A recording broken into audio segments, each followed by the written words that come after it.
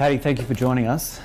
What is your mindset when you're going up to prepare against someone who you have so much respect for, so much admiration for, someone who's, you were saying at the press conference, is like a legend of the sport? What is it like knowing you're going in to face someone like Justin Gaethje?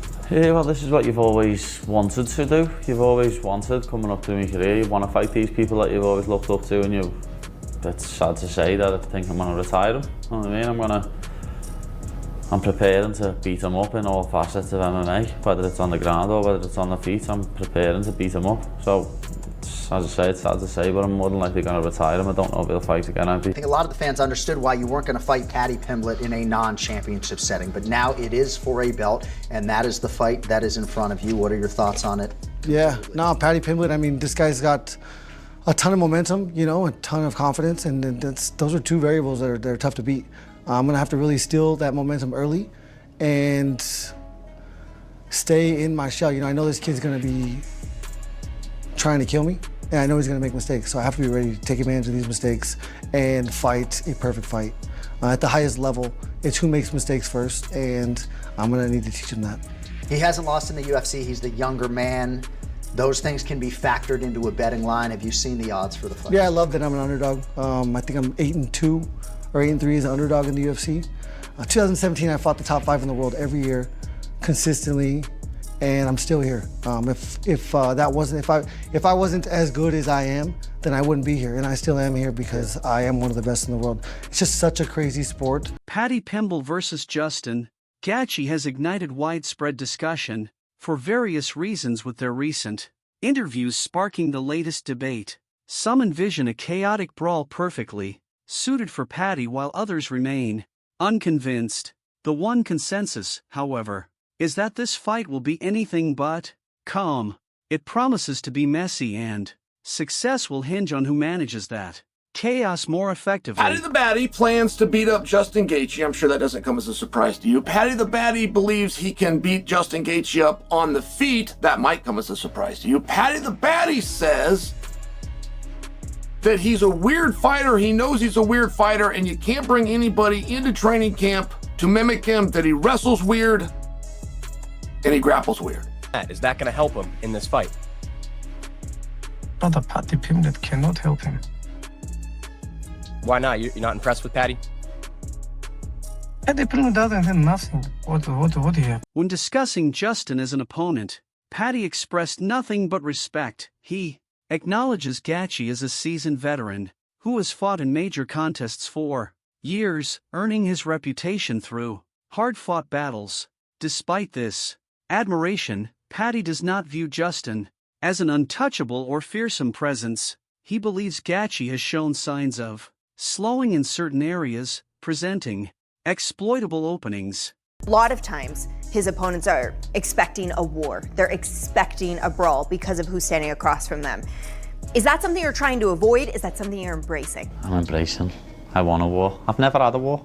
I've never had a proper war where we're both cut and bloodied up. I'd love a fight like Adesanya Gastelum. I'd love a fight like that. But I don't think Justin Gaethje is the man to give me it.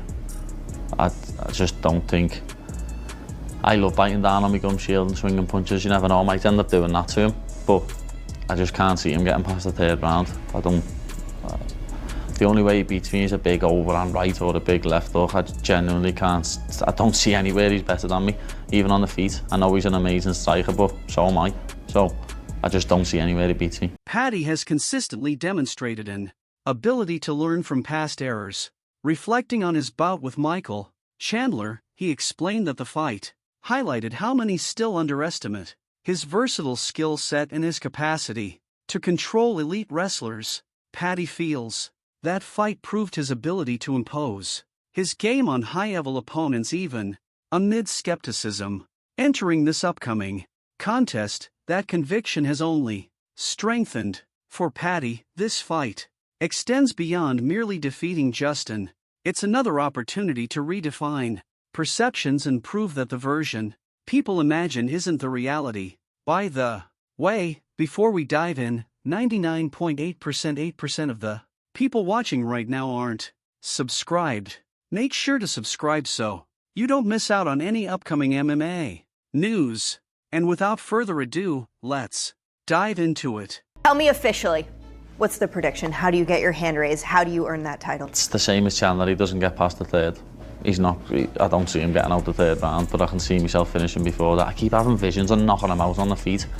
To be honest, I keep having mad, crazy visions and knocking him out on the feet, but wherever the fight goes, TKO or submission by round 3. Meanwhile, Justin Gaethje has also been actively giving interviews regarding Paddy earning this opportunity. Justin acknowledged him as a capable opponent. Refraining from dismissal, he recognized Paddy's notable accomplishments, particularly finishing Chandler, a feat Justin himself hadn't achieved. Simultaneously, he emphasized the critical importance of timing in reliability at the sport's highest echelons, pointing out how missed opportunities, weight issues in unpredictable moments can diminish a fighter's standing regardless of raw talent. Yeah, because if once I get this belt, I'm not going to stop. I'm going to beat Ilya. I'm going to beat Paddy. I'm going to beat Ilya. And then I got to get Max back. Have to. So I need him to win. I need him to beat Charles. Right. Actually, I guess it doesn't matter. They both beat me, so I want either one of those back. Yeah. Those are the only two guys that I have the opportunity to get back right now. Yeah. So that's what I'm shooting for. Mirroring Paddy's personal insights, Justin made it clear that no genuine animosity exists between them. There's no personal tension or bad blood. The conflict stems purely from competition, not emotion. He perceives Paddy as someone attempting to seize what he has dedicated his entire life to building. That alone provides sufficient motivation. His drive is rooted in protecting his body of work, his name, and his position within the sport rather than engaging in trash talk or personal drama. When you break this fight down, how close do you think it actually is? I personally don't think it's going to be that close at all. I mean, Paddy Pimblett's crafty. He's a crafty fighter. He's got a very strong skill set. He's not afraid to fight off of his back. He doesn't wrestle all that well, but he uses his length well in terms of his kicks. But I just think the amount of violence that Justin Gaethje brings to the fight is going to be too much for Paddy. I mean, we saw what Paddy did against Jared Gordon, and a lot of people think he lost that fight. And Justin Gaethje is not Jared Gordon. You know what I'm saying? Now, Paddy looked great against Bobby Green. That was a really quick fight. He looked great against Michael Chandler, but Michael Chandler was on a decline. I just think that Paddy, this is his best chance. We talked about Gaethje. This is also Paddy's best chance of winning a title, because I don't think he would have fared well against Ilya or Sarukian either, but this is his best chance of winning a title, and I don't even really see it being all. Analyzing the fight itself, Justin displayed both respect and a confidence forged from extensive experience. He dismissed the notion that the fight would remain comfortable or clean for Paddy. Justin anticipates mistakes, believing they will arise from Paddy overcommitting and creating vulnerabilities. His strategy involves relying on patience, precise timing, and experience over outright chaos. He's not pursuing an early knockout. Instead, his mindset focuses on extending the fight into deep waters and systematically breaking Paddy down. You think Paddy is going to take him down?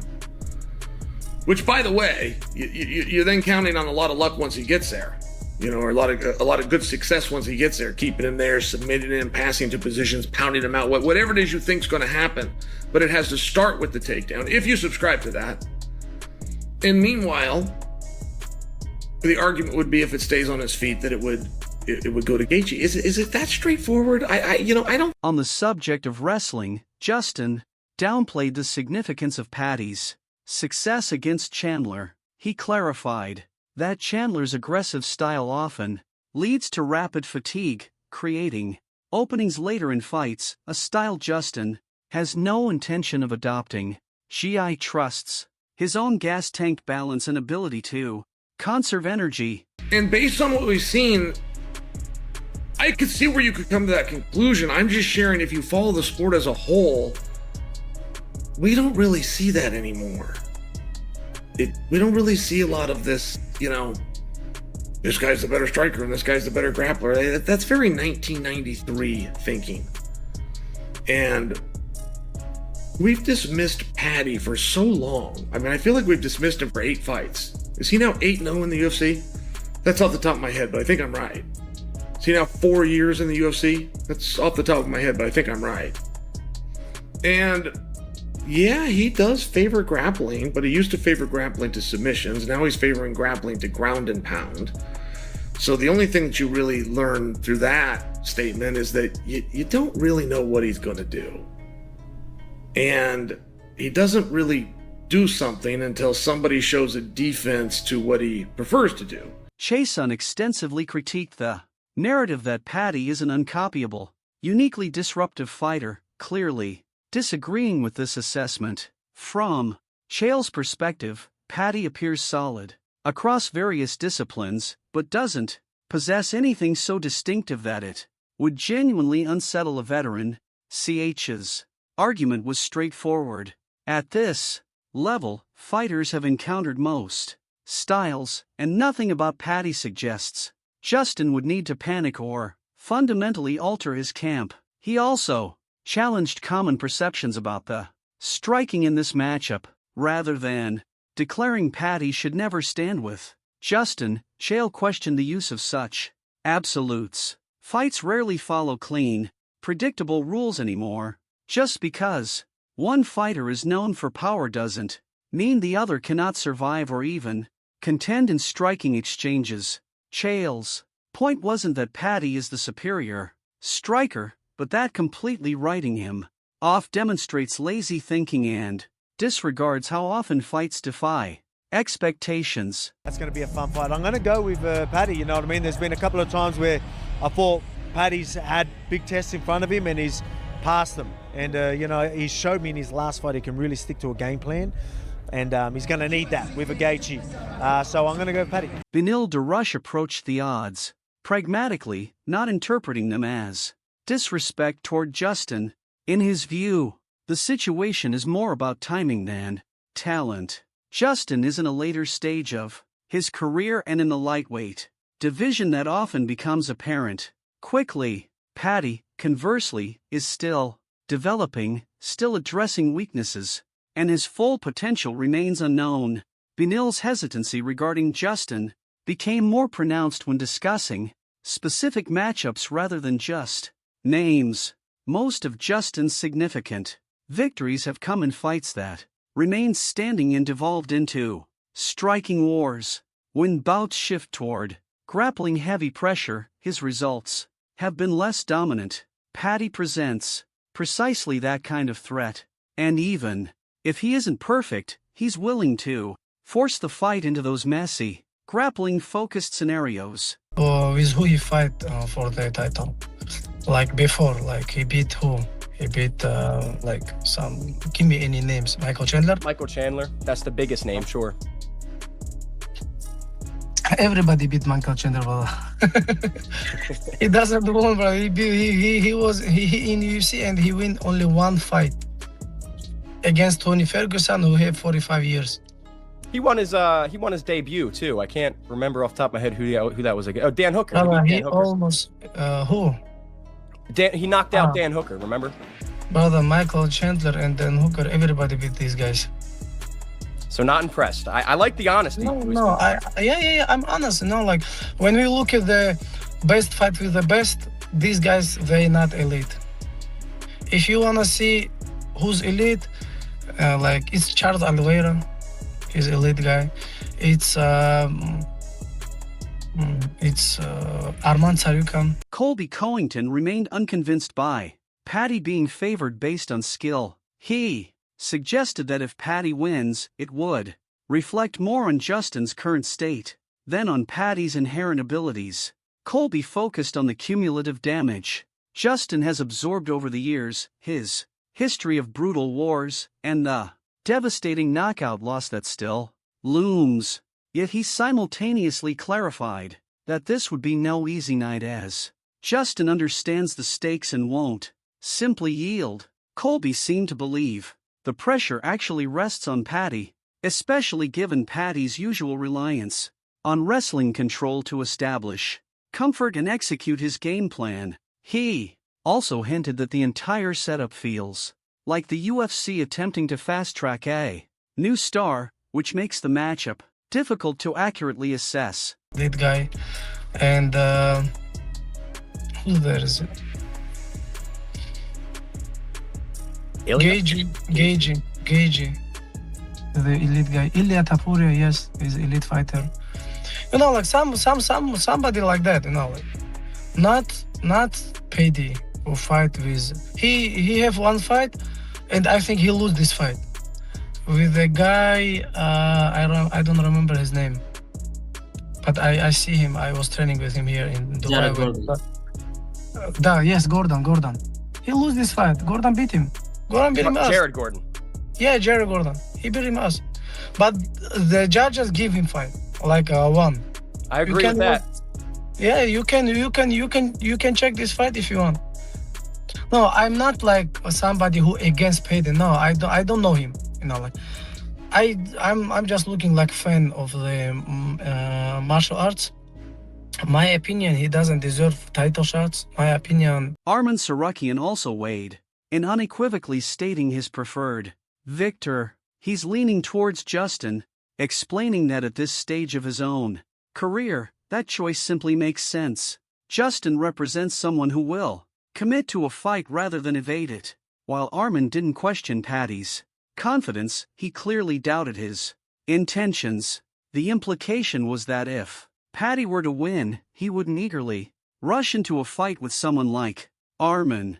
Arman made it sound as though Paddy would prioritize protecting his position over testing himself against the toughest matchups.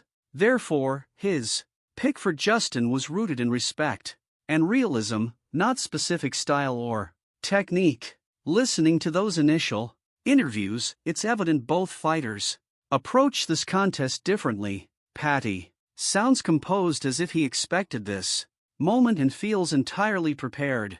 Justin, however, sounds intensely focused, fully aware of what's at stake, and taking nothing for granted. This stark contrast alone offers a glimpse into how the fight might unfold. Confidence versus urgency, belief versus experience.